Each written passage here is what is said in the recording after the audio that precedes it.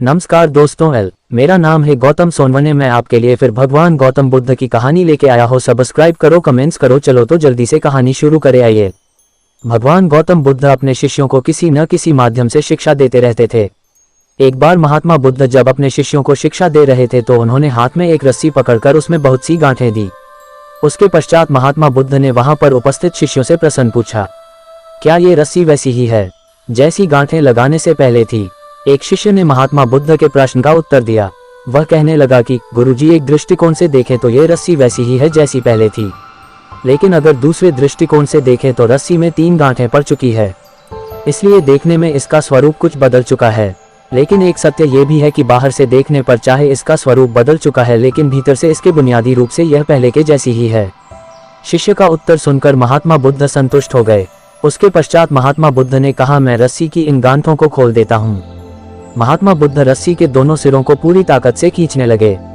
फिर उन्होंने शिष्यों से प्रश्न किया कि क्या इससे गांठें खुल जाएगी? इस शिष्य ने तुरंत उत्तर दिया, नहीं, इससे तो गांठें और अधिक कस जाएगी। ये सुनकर महात्मा बुद्ध ने पुनः एक प्रश्न किया, इन गांठों को खोलने का क्या समाधान होना चाहिए? शिष्य तुरंत बोला, गुरु जी, हमें इन गांठों को ध्यान से देखना चाहिए कि इसकी गांठें कैसे लगाई गई है। उसके पश्चात इनको खोलने का प्रयत्न करना चाहिए। शिष्य का उत्तर सुनकर महात्मा बुद्ध मुस्कुराते हुए बोले कि जीवन का यही सूत्र मैं आप लोगों को समझाना चाहता हूँ। आप जीवन में जब कभी भी किसी समस्या में फंसे तो सबसे पहले उस समस्या का कारण ढूंढें और फिर उसका निवारण करें। व्यवहारिक जीवन में लोग समस्या का कारण जाने बिना ही उसका समाधान ढूंढने की कोशिश करते हैं, जिस कारण उनको उचित परिणाम नहीं मिल पाता। महात्मा बुद्ध शिष्य को कहने लगे कि बहुत से लोग मुझसे पूछते हैं कि आपने क्रोध को कैसे समाप्त करें, लेकिन कभी किसी ने यह नहीं पूछा कि मुझे क्रोध क्यों आता है।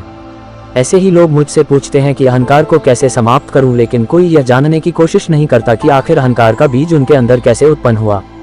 जैसे रस्सी में गांठें लगाने के बाद भी उसका वास्तविक स्वरूप नहीं बदलता, वैसे ही व्यक्ति में चाहे जैसे भी अवगुण पैदा हो जाए, उसके अंदर की अच्छाई कभी समाप्त नहीं होती। जैसे हम धैर्य से रस्सी की गांठों को ध्यान से देखकर खोल सकते हैं, वैसे ही जीवन में आने वाले विकारों और समस्याओं का हल हम ढूंढ सकते हैं।